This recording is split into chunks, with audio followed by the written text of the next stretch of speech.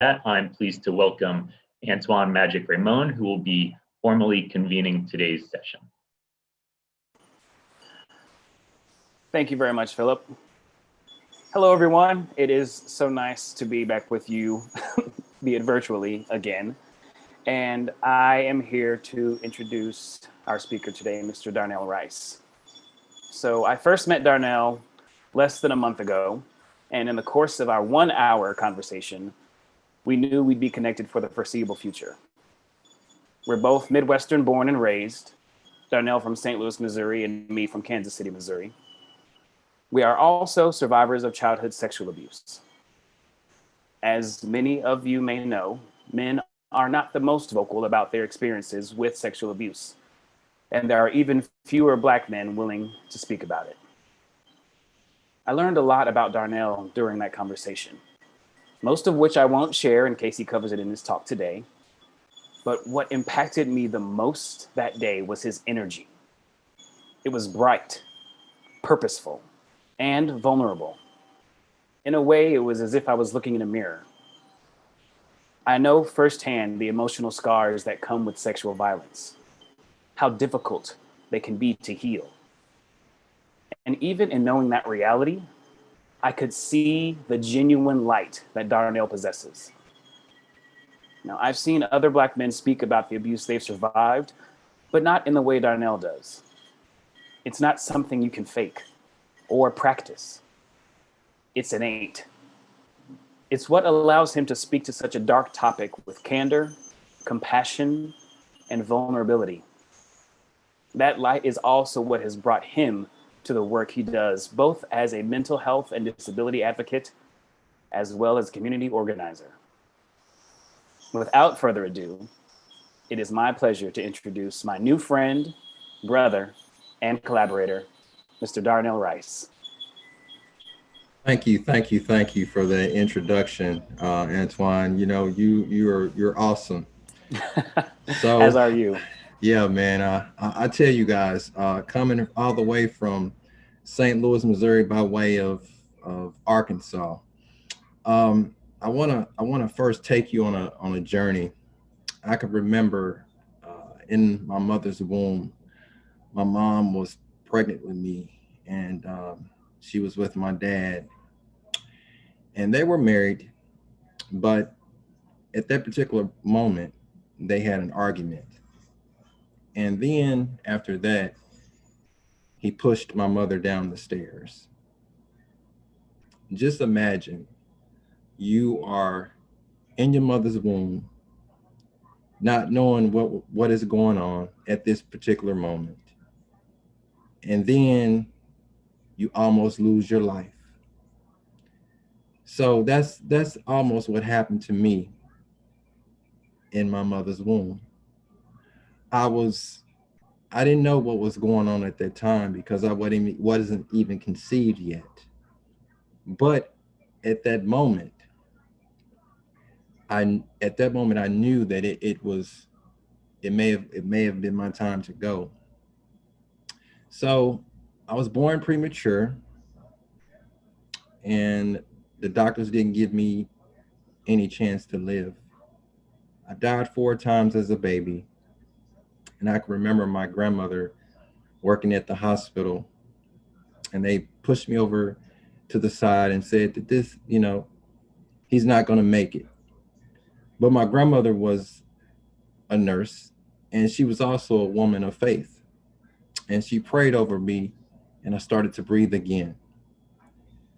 So, guys, that's just a little bit of part of my story to tell you that this is what really captivated me to do the work that I do, um, as it relates to embrace.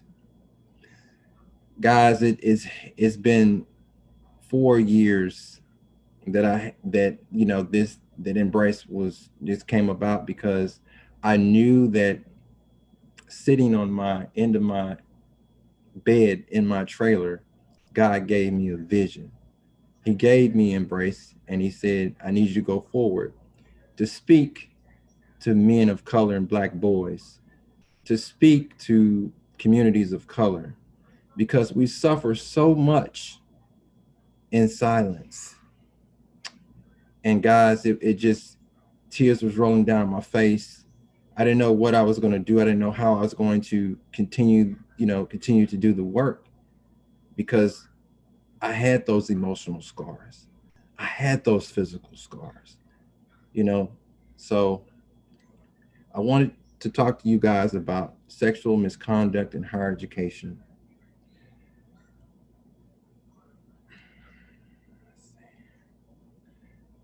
This is going to be a disclaimer, guys. The content of this presentation could be triggering for some individuals.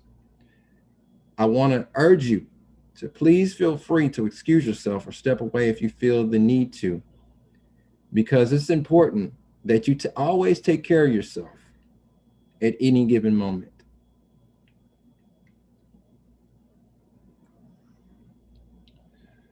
So I'm gonna do a video. I'm gonna show you a video about rape culture on campus. But I wanna definitely make sure that you understand that what is rape culture, what are the types of rape culture, but just to really have an understanding of what it really is.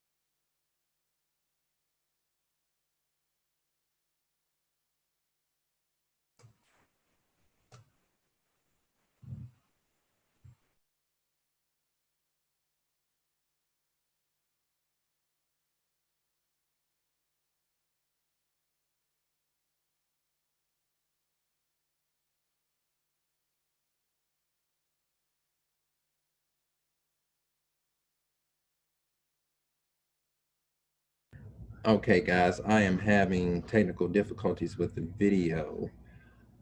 It's not, the sound is not able to hear. Um, Hold on just a minute. No sound in video. Okay.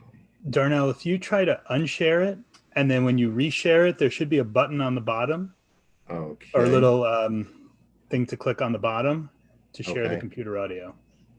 Okay, okay. Are you talking about at the top or hit share?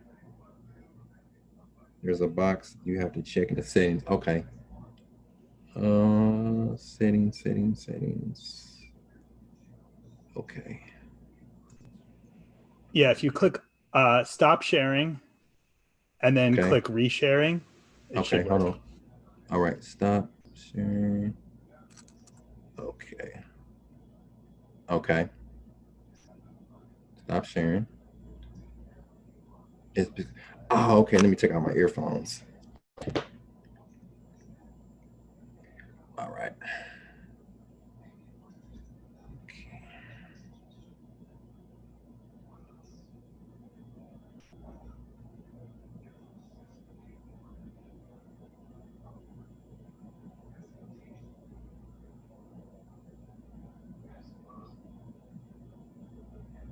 American college campuses are rape cultures.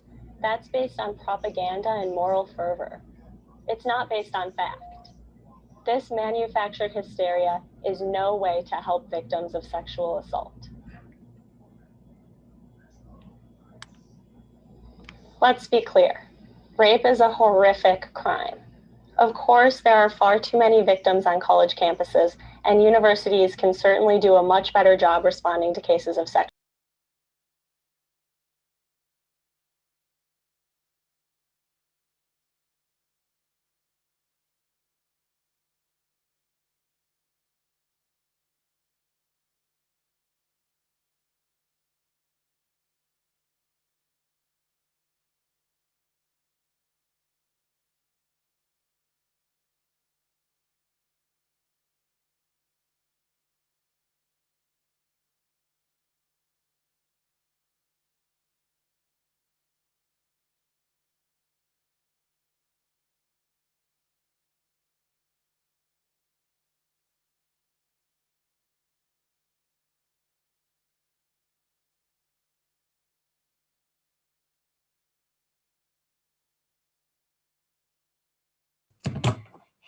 Darnell, it looks like the audio isn't working for this video, but if you would like, we can just share the slides afterwards with folks, so then they can get a look at the video. We can get into the meat of your presentation. Yes, yes, yes, yes. That's great. Okay, that's fine. All right, let's go. Let's go back.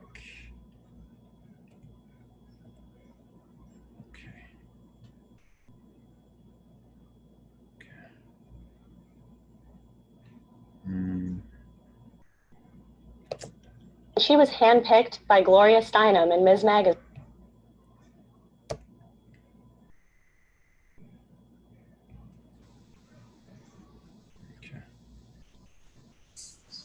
So Darnell, you're going to want to select share screen again. Okay. All right. Okay. All right. Okay. Let me go up here real quick.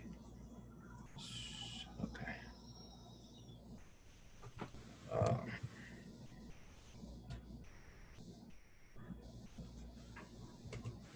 Got it. All right.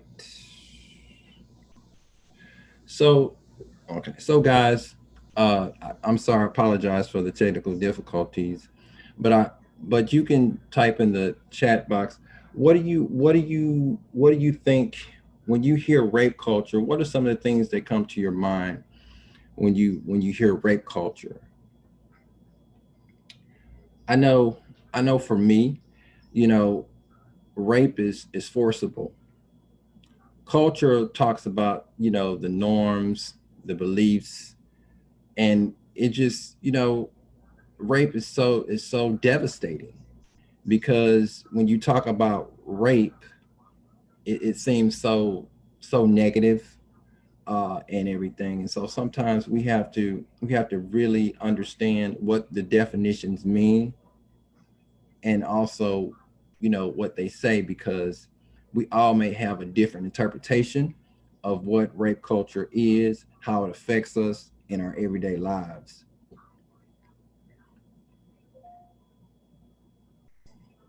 I don't know if this video is going to work, but I'll just share the videos afterwards with folks. Okay. All right. Got you. So when you think about a college campus, and college campuses right now, some are going on campus right now and everything, but as COVID-19, we're virtual. But just imagine you're going on college campus, you're a freshman in college, and you're away from your family, and you have this independence, and you want to be free, be able to express yourself. But on the college campus that we call the yard, do you know that 50% of college sexual assaults occur in the first few months of your collegiate career? Why do you think this is? Think about it. Parties, fraternities, sororities. I mean, you got that expression, you have the openness, you have all of these things that can entice a freshman to be able to go to school, hit the books, have a party, have friends, have experiences. But guys, this happens at social events, parties. But freshmen are the prime target, because some of them don't know anything. They're away from home. They're like, man, I'm grown now. So being away from home, the independence, like I said, the freedom, freedom of expression. But do you know that male and college age students 18 to 24 are 78% more likely than non-students to experience sexual violence? A lot of times when you look at it, you have, band, athletics, hazing, that could be, that can be a form of sexual violence, especially when you get drugs, alcohol involved. But also, let's talk about the female college students between 18 to 24 are 20% less likely to be assaulted. Students are not college age students are at risk for sexual assault. Sexual assault is a crime. Sexual violence is not good, especially for us as individuals, but also as a society. Because here's the thing, when someone tells you, hey, I have been sexually assaulted, start by believing. It's very important for us to believe and stop victim blaming. Because when we start to believe, then we start a healing process. Guys, I can tell you, when I shared my story on stage, that was the most empowering position that I was ever in my life, because I had an audience of believers. You need that support. You need guidance. You need people that will support you through the process, because being in that process can mean, having that holistic approach healing, but also I want to touch on the LGBTQ+1 community too, because victimization too. 21% of those students have been sexually assaulted.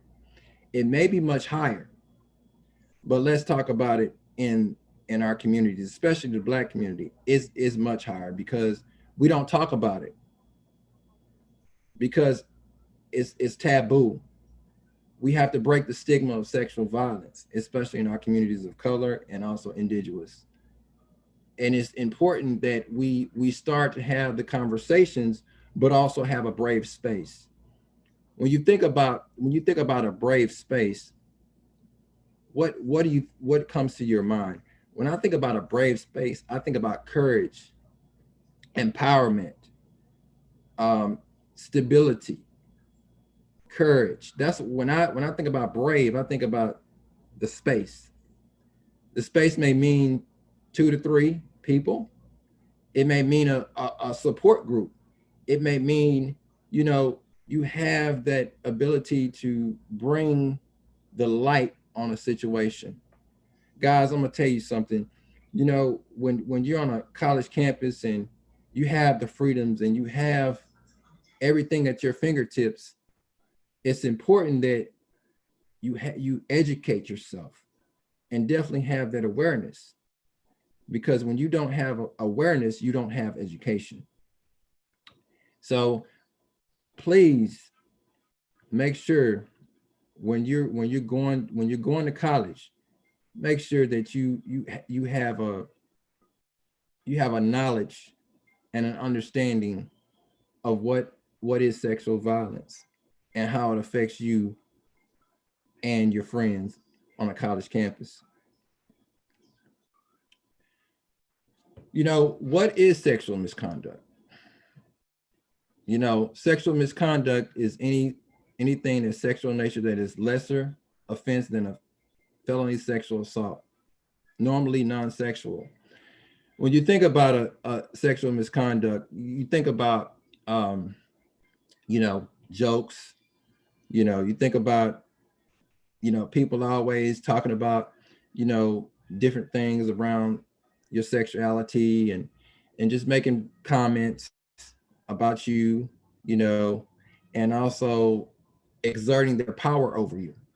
Because a lot of times, we have to understand that sexual behavior can be inappropriate. Because a lot of times, especially in society, especially on college campuses, you have people that want power and control. So it's important that we understand that what is power and what is control. We don't need to exert our power and control over individuals, because they're free. We are free to make our own decisions and choices. But we have to make sure that when we make those choices, that we stand by our choices always, but it's important that we understand that in our choices that we have to make sure that we make the best decisions for ourselves. What is sexual harassment? Sexual advances, sexual favors, we'll question sexual favors, physical conduct, submission to such conduct is explicit and implicit. Also, a lot of times when you think about sexual harassment is not only just male to female, but it's also male to male and female to female, and a lot of times people just want to say, well, it happens to just women. It happens to men too, and where do we go, especially on the college campus, to talk about, okay, this is what's happening to me right now. I need help. I need assistance, because as you know, guys, that Title IX is getting ready to make those changes. I've been following it a little bit, and it just baffles my mind because of where we're going as a nation, and where we're going as colleges and universities, because we have to understand that we need to protect our students, and we also need to make aware to our faculty and staff to understand, that sexual violence is real, and we need to make sure that we're doing our best and taking care of our students, because they're our top priority.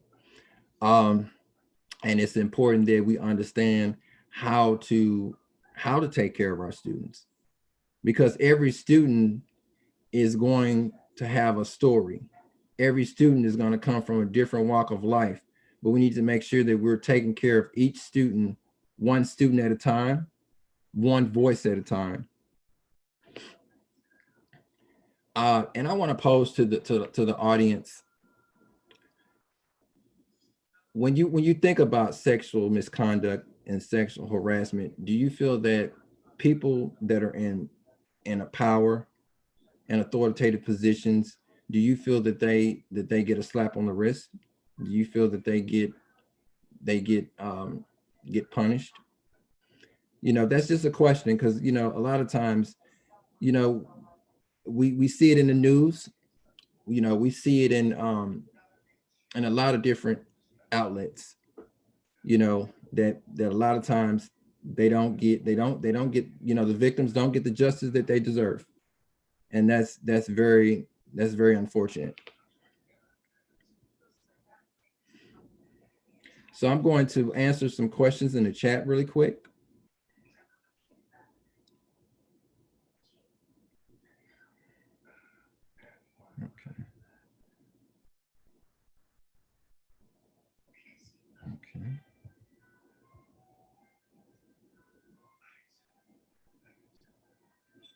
Okay. I see a lot of people in the chat talking about victim blaming. Kizzy, Darlene Wells says frat house come to mind. Yes. Paula makes me think about victim blaming. Yes. Keep coming with the chats.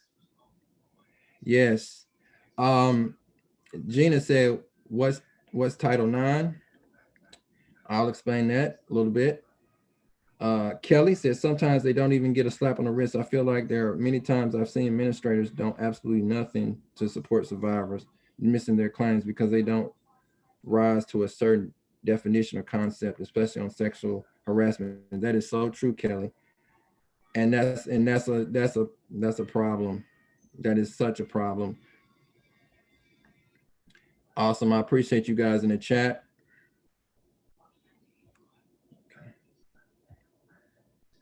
So, what is rape? Unlawful sexual activity, usually sexual intercourse carried out forcibly under threat or injury against a person's will, or with a person who is benefiting a certain age or incapable of valid consent because of mental illness, mental deficiency, intoxication, and unconsciousness or deception. So, like I said, rape, forcible, against a person's will. If they're incapacitated. You know, they don't give you the consent.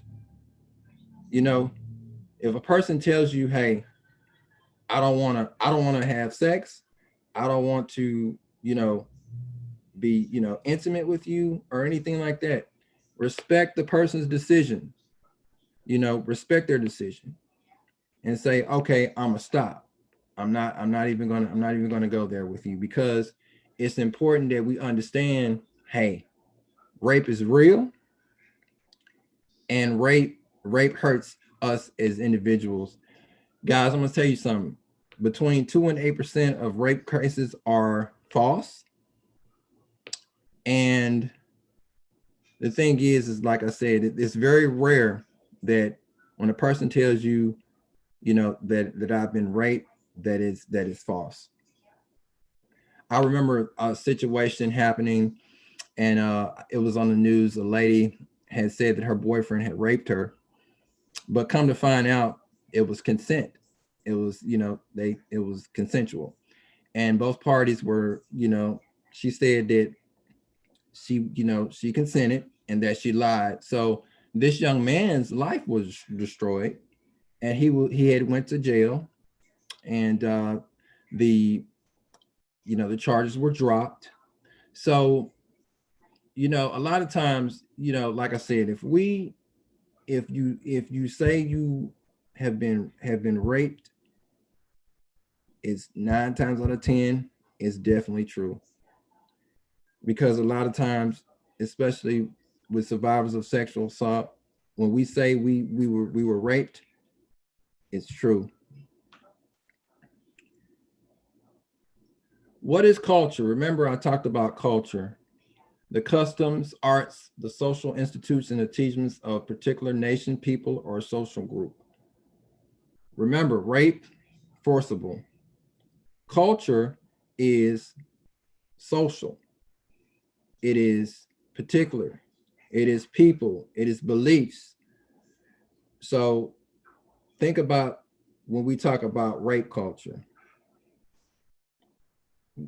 Rape, negative. Our culture is positive.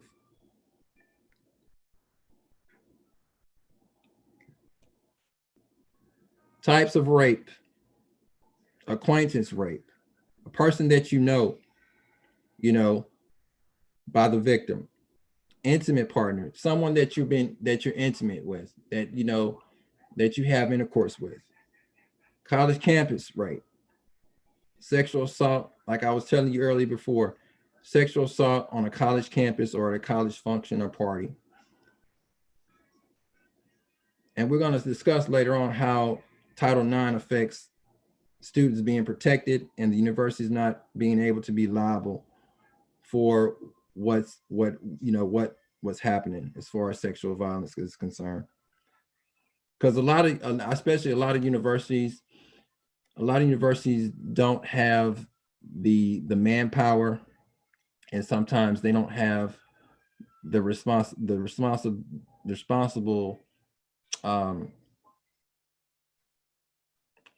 colleagues, professionals to handle those cases of sexual violence. Because I know on a college campus, especially when I went to, you only had a few personnel that were responsible for cases of sexual violence when it came to Title IX.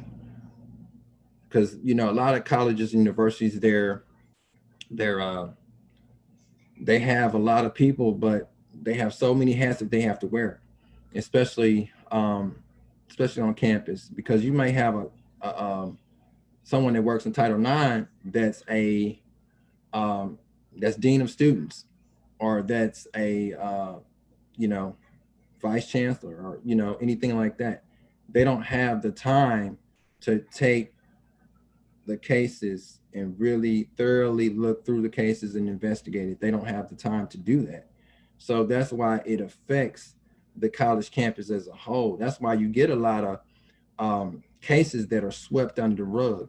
Case in point, especially, like you may have a student athlete that's on a college campus, and if he or she is bringing in the dollars for the athletic department, and they're knowing that he is he or she is a star athlete and everything, what they're going to do is they're going to push it under the rug and say, you know what, we're going to try to push it under the rug as much as possible so it doesn't get any media play, you know, any media attention.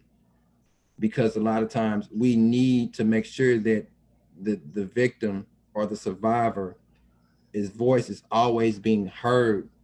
It's important because when the victim or survivor is not being heard, then we feel like we don't have a voice. We don't have anyone to support us. We don't have anyone to say, you know what, I need support right now. Don't blame me for what happened. I need justice. I need equality. That's what I'm needing right now. And a lot of times, especially right now in today's society, we don't get that justice. We don't get that equality, especially when it comes to, you know, our stories of rape. The mainstream idea of rape culture. The idea of rape culture is that general society allows men to be sexual deviants and predators while providing little to no repercussions for their actions. As we will note that in this presentation, there is some validity to this idea. But I would like to insist that this is not all men and women. All men and women are not a part of the rape culture. You have some men and women that are allies, that want to take a stand against rape, want to stand with the survivors. They want to be there and in harmony with the survivors and wanting to just understand that, hey, we hear you, we see you, we understand you, we validate you, we honor you right now at this moment. And that's what we need to get to, guys. As a society, we need to have allies. We need to have everybody that's fighting for the same thing.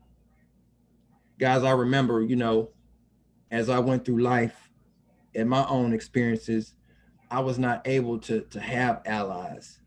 You know, I wasn't able to have people in my life to really say, you're okay. You're gonna be okay. You're gonna rise above.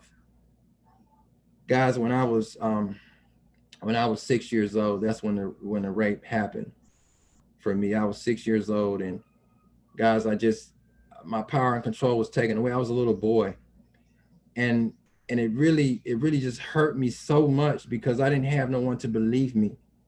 I didn't have no one to cover that little boy. So just fast forward now. I'm 41 years old. And guys, I still have those ill effects of what happened to me when I was 6 years old. I went through a lot of physical, emotional, and mental strains. And it was, I'm telling you guys, it was so hurtful for me to really see what it did to me as a little boy and not have someone to protect me. And this is what victims are going through. They don't have anyone to hold their hand, to guide them to the next step, because everybody's journey is different, guys. Everyone is not going to have the same journey.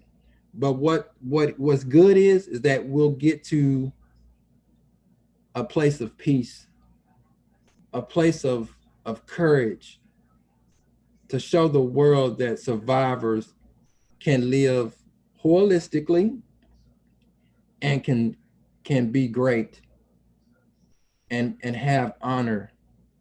And so for me, guys, you know, when I look at, you know, rape and the culture, we got to change our mindsets. We got to change the narrative and change our trajectory, because it's important. Because believe it or not, generations before us suffered in silence, but generations after us can have a platform and a voice. I know you guys know about Nelly, and these are some of the images of rape culture. And you know, it's a video called Tip Drill, and a lot of these ladies, you know, came to the party to this rap video and everything, and it depicts these images of rape culture. You know, when you look at these images, you know, it's distasteful, it's disrespectful, but at the same time, it shows that we're perpetuating rape culture. You know, also, guys, I don't know if you guys know about American Pie, but he talks about how this man was trying to get laid. You know, he was trying to get laid. Like, seriously, he was really wanting to make sure that he was wanting to have sex with, you know, with women. And he was going around asking women, okay, all I want to do is, you know, is have sex. But he was straightforward about it. So these are some of the ideas of rape culture. Like I said before, we have to change our mindsets. We have to change who we are. We have to change what we bring in our eye gates and our heart gates, because these images can play in your mind if you're not careful. You know, I'm a big fan. I'm a big fan of Nelly as a person.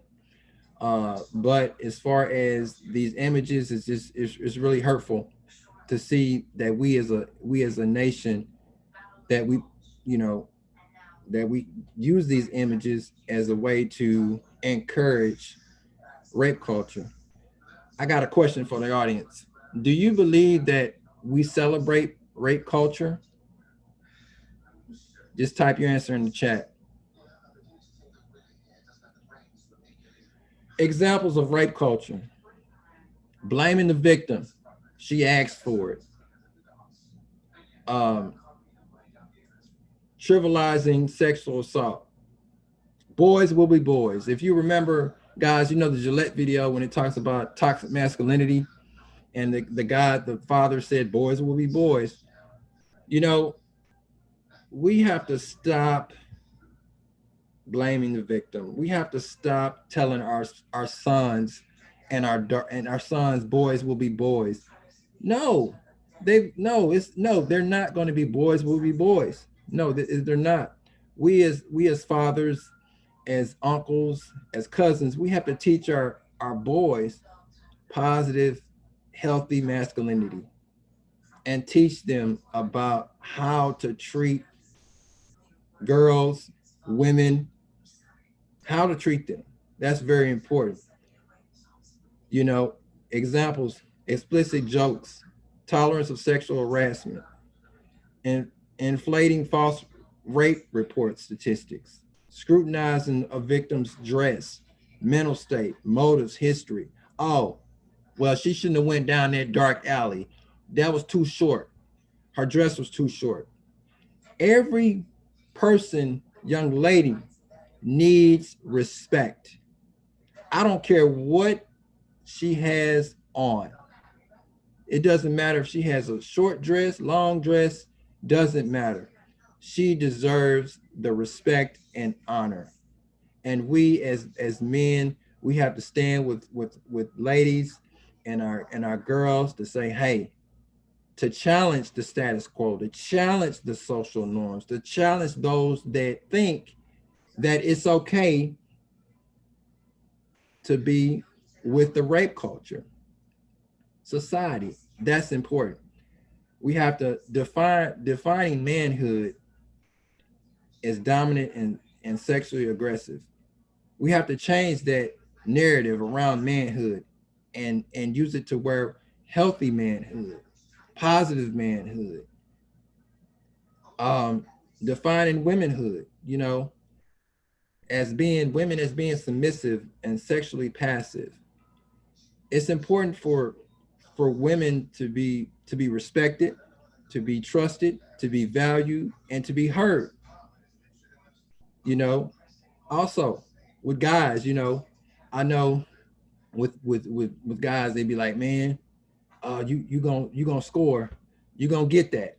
Really? No. We as men need to say, hey, You need to stop that, man. If you're a real friend, you will stand up to your friends and say, hey, we need to stop that. We need to stop that. That's not cool. And have those conversations and really invite your friends and just educate them about the examples of rape culture. Because here's the thing, if they don't know, they don't know. Don't assume that they know. Also, teaching women to avoid getting raped and also teaching men not to rape. That's very important, to also teach men not to rape and teaching women to avoid from getting raped. And we also, let me say this too, we also got to understand men get raped too. Especially in certain situations.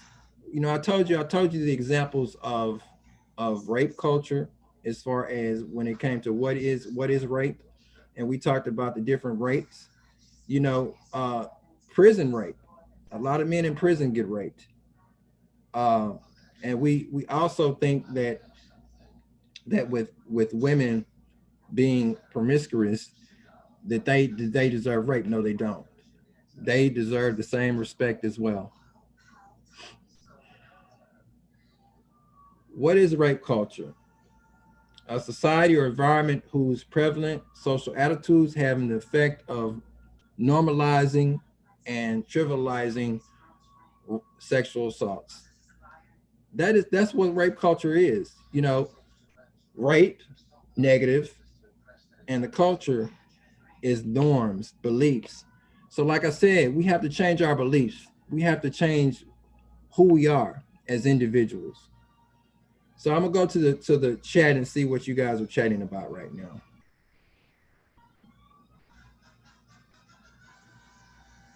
Okay. All right. Okay, let me go down here. How do we combat some of the, okay. Guys, I'm gonna try to make sure I get to all your questions if possible. So that I'll try to make sure I get to your questions for sure. So our economy and political systems capitalizes on rape. That is so true. How do we reconcile teaching against rape culture with the present political rhetoric coming from the highest levels of the government? Okay, so honestly, Adam, I think we need to make sure that we need to educate our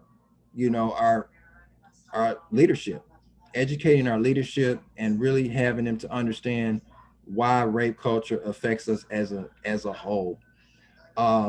Because here's the thing, a lot of times we have to understand that everybody's not going to agree with how we feel, but as long as we get those elected officials on our side, then they'll be able to understand what we're going through and what we need to do as a nation. Cassie, I think the rape culture also makes men and women sometimes think that any kind of non-consensual touching is okay as long as it's not rape, like touching a woman's back and passing such as the same agency, even when they are saying no. Always making sure that it's important that we have ongoing consent. Ongoing consent.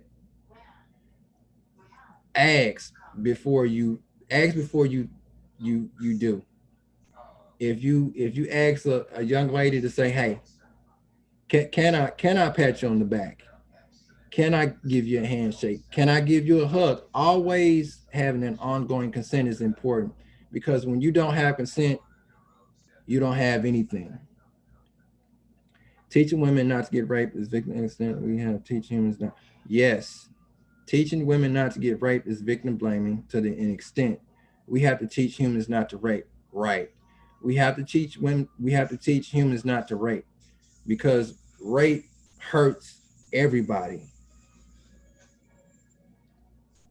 Okay. All right, Mo. I'm a counselor who works with incarcerated sexual violence victims. Part of why rape, part of why rape, prison rape is always taken as serious is because often the feeling is because a person committed a crime, they deserve whatever punishment they experience, including sexual violence. Wow. Yeah, that is so true, Mo.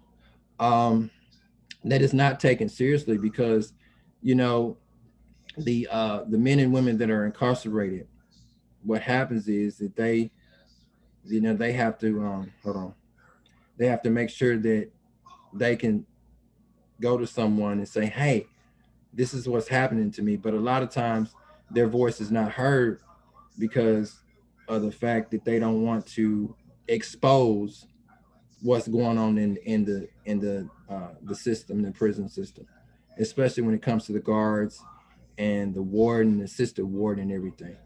I think that's important that we need to address that in the prison systems too, especially in the women and men, and also our juvenile system. It needs to be addressed. Do you think more advocacy efforts or opportunities for advocacy will start to pop up on college campuses in lieu of new regulations? Nia, I really feel like at this present moment, we need to make sure that we have student-led organizations on campus to increase those advocacy efforts, and have our higher education administrators on board with with the new changes. I don't know how the changes are going to take effect, but I know that we got to unite. We got to unite all the way around.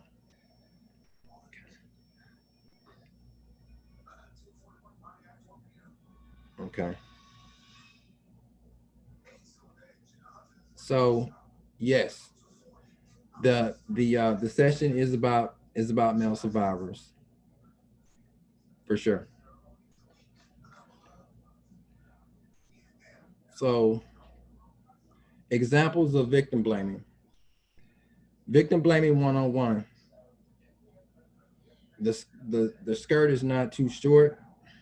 You walk through a dangerous neighborhood. These are some of the things that victim blaming. This is what happens in victim blaming. You talk about sex life openly. No wonder people touching you without consent. Your blog about being bisexual. No wonder men don't respect you. These are some of the things that happens with victim blaming. Okay, what is sexting? Okay, comes on. What happens is when you have sexting going on between two people, and you are you're having a conversation, and you are with your significant other, and you're able to have a conversation or whatever, and you start talking dirty to one another, and it starts getting inappropriate, and you really don't feel like that. You feel like it needs to stop. You feel uncomfortable. As students in higher education, and also education professionals, we students, both knowingly and unknowingly, see you as a bridge between who you are and who they hope to be. And this is sexual coercion. Whether you're an English composition teacher and who will help them develop the basic reading and writing skills necessary. We have to realize the importance of our lives. We must be careful to never give the impression that you are leveraging your position of power for sake of sexual satisfaction. So when you think about you're in a college, on a college campus, and you have a professor that's making advancement towards you. What do you do? What do you do? What you do is that you tell someone that you trust, and you open up about your experience of what happened. Um, that's what we have to do. But look at it like this. What about if it was a female professor and was touching a male and using her power to advance on us? That would be definitely detrimental to our learning experiences. Okay. So what power do you hold as far as when it comes to, you know, higher education professionals and students? Grades, letters of recommendation, institutional scholarships, influence, community connections, and professional connections. This is what sometimes happens, especially on a college campus. And it's important that we need to make sure that we don't give our power away, that we hold our power close to us. I also remember when I was in college and everything, and I was really going through those different levels of trauma and everything. And I was trying to make it, trying to get through. And I really didn't have that support. And I was just really just going through the motions, guys. And I just still was dealing with those ill effects of my sexual violence. I had to go through intense counseling, even when I was in college, because I was suffering from depression, PTSD, anxiety, and I just was going through so much at that particular time. So what happens is that, you know, as a male survivor, you know, I had to really understand that I didn't have a voice at that time, because I was just going through so many different emotions, you know, even in college, guys. I can remember in college, I was in remedial courses, and I was just, you know, trying to make it through, and going to classes, not being able to really, you know, do my schoolwork. I had accommodations, and that was part of my trauma, because, you know, when you are sexually assaulted at a young age, it curves your development, and it curves your ability to really, you know, understand your potential. I remember in college, I was, you know, had a 1.6 GPA. I was on academic probation. And I was really struggling, because I was still dealing with the ill effects of my abuse as a child. I went through a lot of different relationships. I went through homelessness. And it was just so much that I went through as a survivor. And I didn't have the support of many people. I had the support of my grandmother. She was a very strong woman of faith.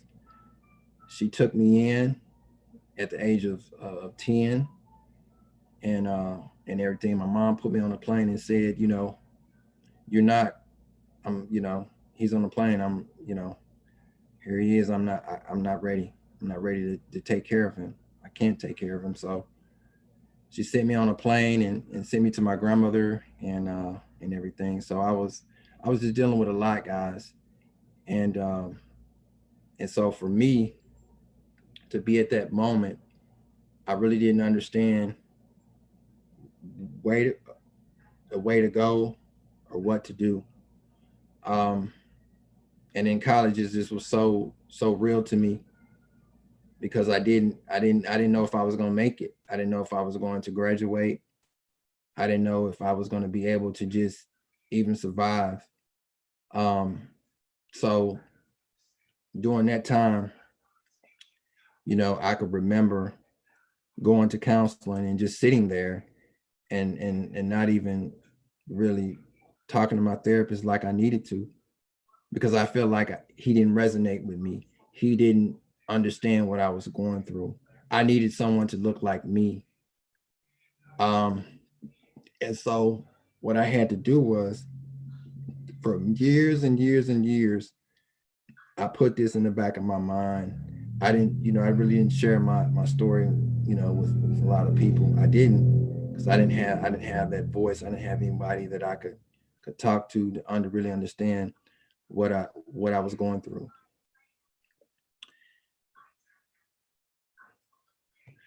And we talked about earlier in the session about it's never the victim's fault.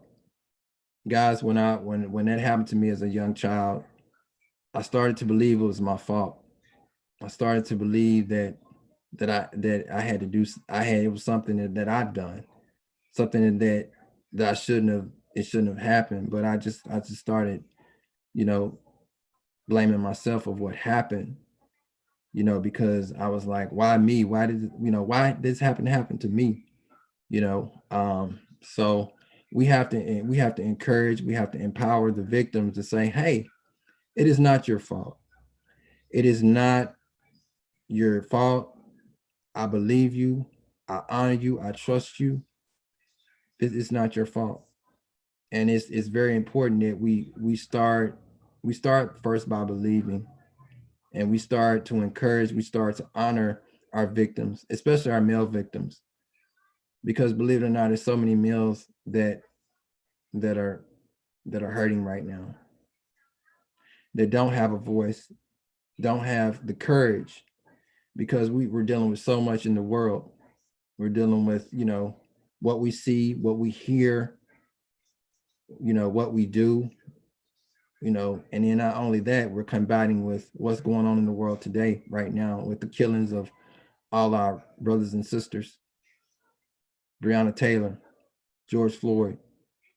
We're dealing with that too. So that has an effect on us too, as a whole too. And so I could remember I was getting blamed. I blamed myself because of what happened.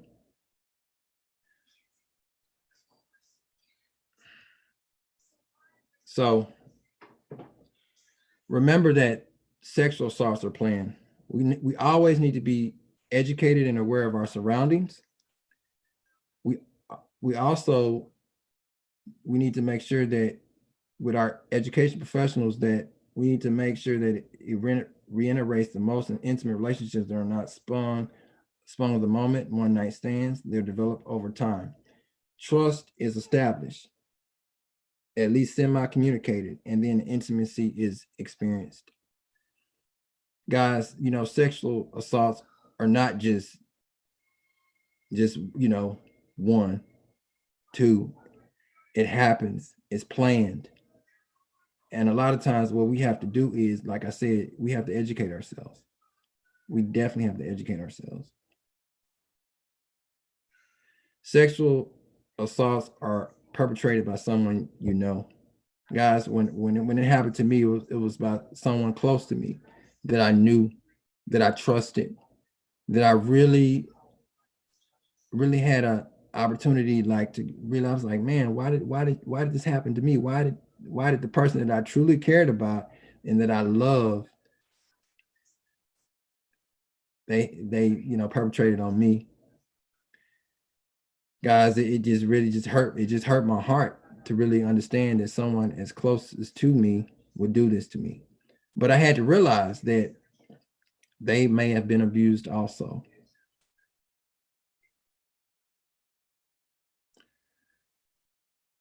Some key points to make. Guys, we have to start the conversation. Have conversations with each other. Start to just open up about our experiences. Start to hold people accountable. Hold each other accountable. Accountability is key. Checking in with your male, with your cousins, your male cousins, your nephews, your boys. Start having those conversations with them. Being a good bystander. Open up about experiences. Teaching them about what is bystander intervention. And also checking in with them. Checking in is important. Things to remember. Sexual assault is about power and control. Sexual hurts all races, genders of people. Sexual assault has effect on your quality of life. I'm gonna go ahead and go to the chat box and start answering questions. Let's see.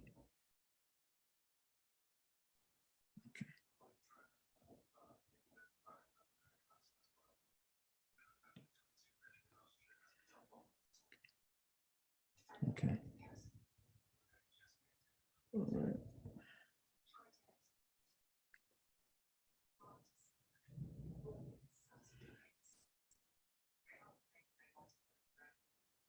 Okay.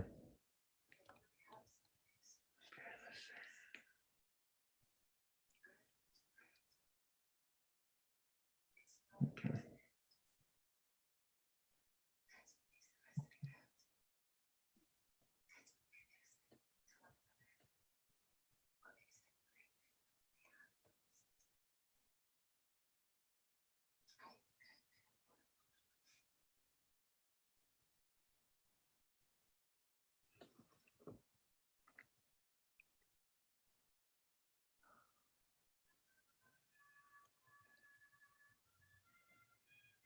Okay. Guys, I'm going through the chat right now. Start answering questions.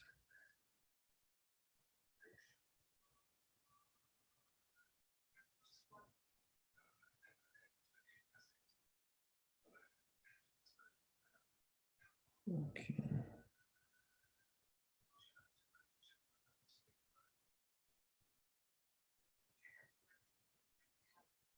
Okay.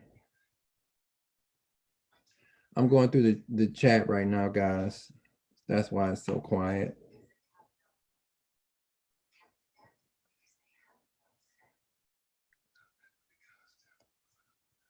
Okay.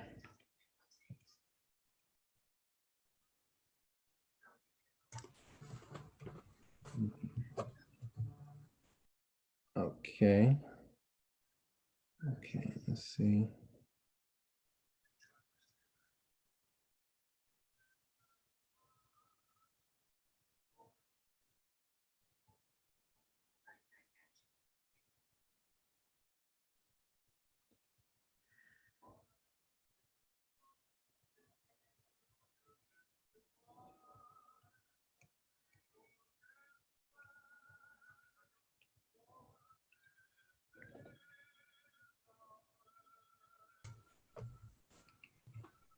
Darnell, why don't you read some of the questions aloud and answer them for folks, just because until they're answered, folks aren't actually able to see them. Okay. I'm going through I'm like scrolling down through the questions to see, because it went all the way up and then it came back down. So I'm trying to get to the questions. Okay. Yeah, I'm trying to get to the questions. Okay. Yeah, because a lot of questions were coming in and I wasn't able to get to all the questions. Okay. Okay. There's a lot of questions, so let me see.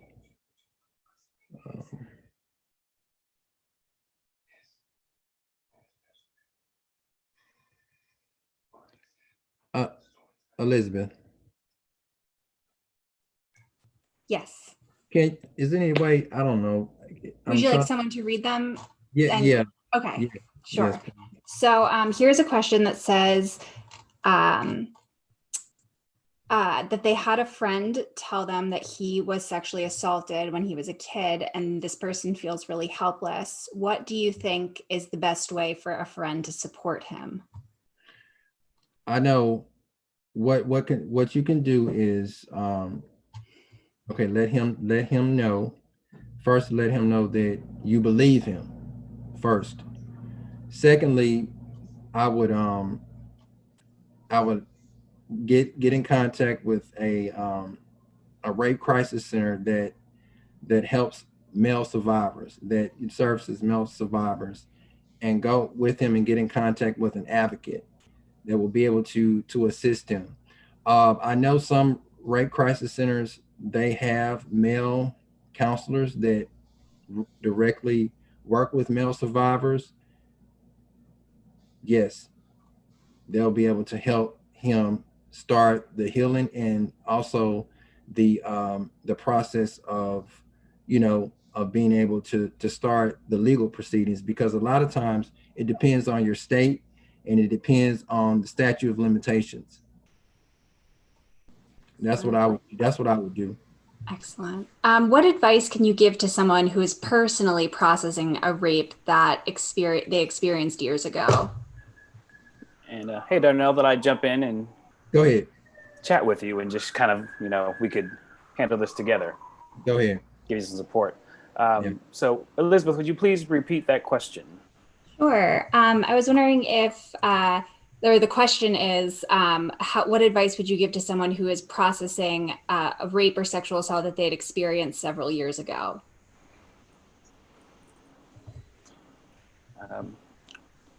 Well, I think for me, what my experience was in processing my own sexual assault, it wouldn't be until I was almost 30 years old before I really started to understand the effects of that sexual assault. And what had been happening was I had been noticing certain patterns of behavior within my romantic relationships. And in many ways, they were unhealthy. So I'm a very inquisitive person, especially when there's something that doesn't sit well with me. And so first I try to sort out what is the smallest possible solution to what this problem is in front of me. So I do a lot of self-evaluation.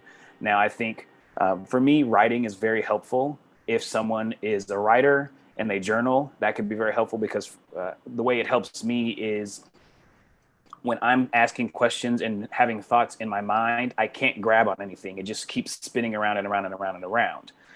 And one thought rolls to the next. Now, if I am writing or journaling, I have to organize what those thoughts are in order to put them in a sentence structure. And so for me, that was very helpful in a sense, getting those thoughts and concerns out of my mind and into some sort of order. So that's one way I would suggest someone processes that. If they're at a place where they aren't comfortable, and this is specifically to if they are not comfortable speaking with someone else. So if they are not comfortable speaking with someone else, you know, if they are an athlete or active, you know, exercise, if you dance, if you like to cook, find things that bring you peace.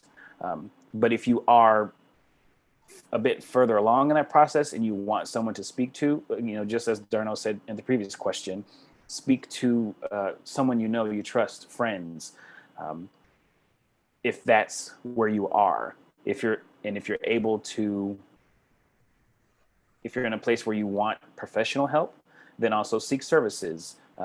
You can, you know, go online and find those kind of things. But I think it, in a sense, it depends on where the individual is in wanting to move through where they are. Thank you.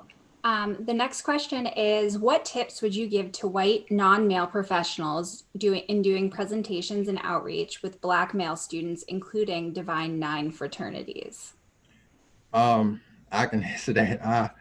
I'm a member of Alpha Phi Alpha Fraternity Incorporated, and we have to you have to get the members of the fraternity involved with talking to those Black students to make sure that you get them on board to have the conversations with other fraternities and sororities, especially. So would you?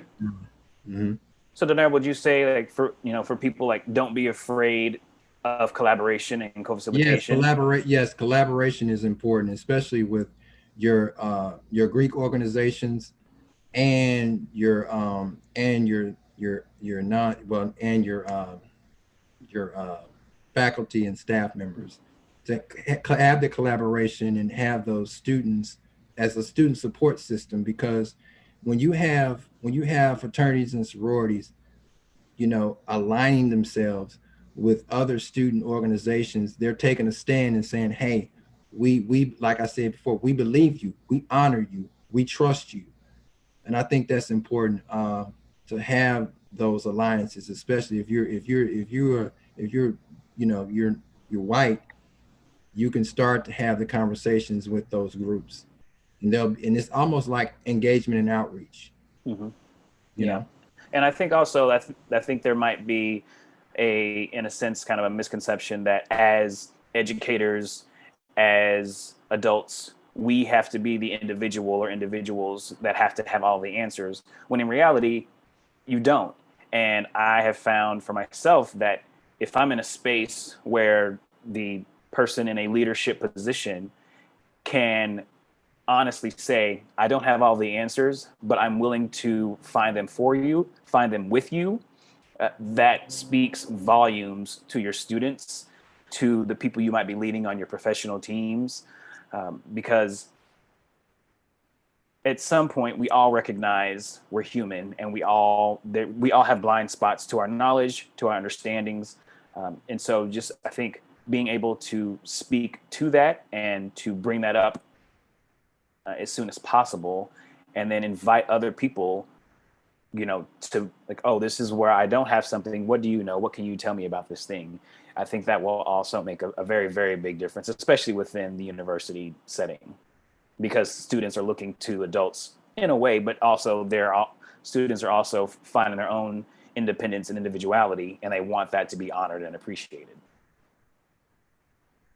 And then on top of that, Antoine, they want to feel appreciated, and they want to feel heard. I think, you know, with students, you know, you start getting student led programs and led, you know, groups involved in on campus, you know, that'll start the process of healing with other students, because you'll start to have students to come out and say, hey, this happened to me. Mm-hmm. Yeah. Excellent. So another question asks, is there something a college administrator could have done that would have been more helpful to you during this challenging time while you were in college? Well, guys, during that time when because I was in college from 1998 until 2004. And during that time, you know, it wasn't really, the faculty and staff really were not encouraging. Even if I went to the faculty and staff, they wouldn't have believed me. And I'd like to know, Darnell, why did you believe they would not believe you? Like, what was it was it something that you saw in how they handled other things? Well, because of the stigma around sexual violence, because at the time, because especially I went to a HBCU, Arkansas Pine Bluff, and it's higher at HBCUs right now. The as far as when it comes to sexual violence and rapes on campus, it's unheard of. And the faculty and staff, they got so many other things that they have to worry about, that they're not taking care of students that have been sexually assaulted on campus. Like they didn't care. It's like, I don't have time. I can't deal with it. Mm-hmm. So if you could speak to one of those faculty members today, what would you like? And if they were to say, how can we do things better? What would you offer them? I would definitely first really take inventory of myself making sure that I don't have any implicit or explicit biases, and really start talking with other administrators that I know that feel the same way I feel. Mm-hmm.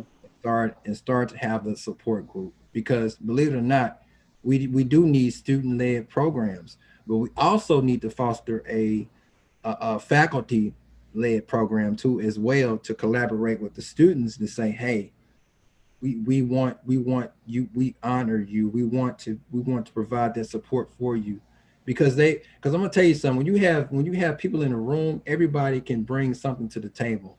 Mm-hmm. You know, like for instance, you know, Magic, he brings a lot of value, you know, to the table. So when you put people in a room, we start to have conversations, we start to have ideas, we start to say, okay, what can we do to get this situation under control? What can I do to change the situation? Because there's always solutions when you get people in the room. We all don't have the answers. We all are still on this learning journey. You know, I want to say this too, guys. I know my presentation, the presentation that I had at first, it was really geared towards, you know, communities of color.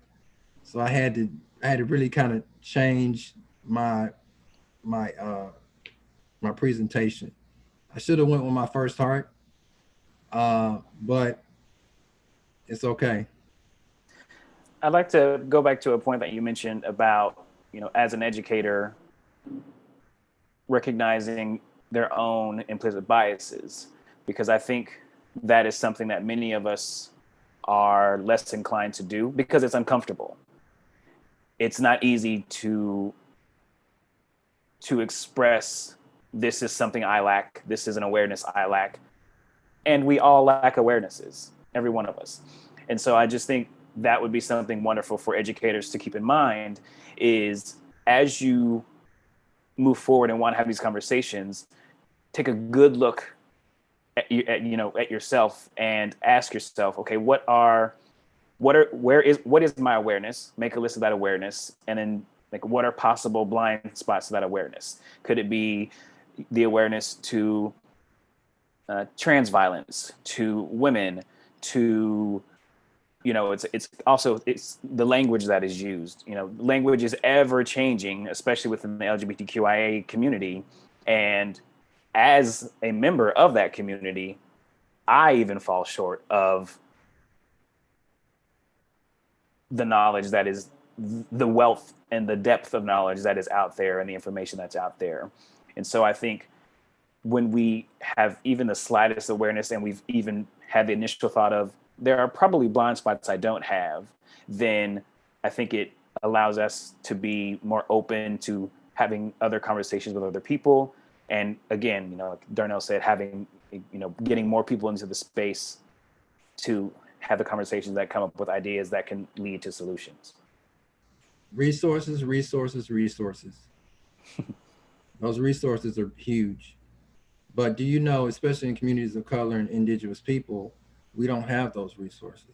Right. We don't have those resources, guys. And that's why, for me, that's why Embrace was born. Because of the fact of the resources, but because of myself and my mom. I know I didn't share in my presentation, but I had a picture of my mom. My mom was affected by sexual violence at 12. She was raped at 12. And she was not able to share her testimony, her story. And so, you know, that's important that we as society, we have to engage, and we have to empower grassroots organizations to keep going forward. Because I'm gonna tell you something, it's really tough to, you know, to go against the status quo. Mm-hmm. And I'd like to say this to the audience, the viewers watching, you know, from what I learned in the conversation Darnell and I had about a month ago, he had so many challenges growing up. And I'm going to just guess, Darnell, that there were many times in your educational experience from grade school through college that those hardships that you dealt with, you encountered more than one educator that probably was not as compassionate or inquisitive as to why you were having difficulties. They could have, and probably did, look at you as a young Black man. If you were angry, they could say, well, that's just how he is, that's who he is. You know, there's, I think, and so this is something for each of us to think about, in the sense of, when you recognize difficulties within a student, when you recognize a certain energy or behavior, ask ourselves the question, why could that be? You know, look beyond the surface or beyond our perceived social perceptions and constructs that have been formed over decades and decades and decades of, you know, angry Black man, angry Black woman, those phrases and terms that we hear a lot. You know, a lot of times, unfortunately, for people of color and indigenous groups, they're already they can be seen as less human than their white counterparts. And if there could be a white student who is having issues but maybe they could be given a bit more leeway for their behavior because the person viewing them sees themselves in them. And I think if we allow ourselves and we challenge ourselves to see ourselves in each person, whether they look like us or not, then we can possibly unlock a door that can provide for growth and support that could be needed when you have a young student who has no idea how to ask for that because it's never been in their life before. Yeah. I'm gonna add to that real quick, Antuan. Please do. I'm a professional, but like you said, I still have hardships to this day. I wake up with hardships, but I'm here. I know in the comments they were saying, is this about race? This is about beyond my color. It is. It may have seemed I was all over the place, but you know, I had to just really feel it and really understand that, you know, sometimes, you know, individuals, professionals, you know, and students with disabilities, we matter. We're important. And we need to honor those individuals, because a lot of times people may see us as a liability, but we're definitely have value. And I speak to those professionals on here that may have an invisible disability. It doesn't mean that you're not valued. That just means you have a super ability. You know, and I think that's important.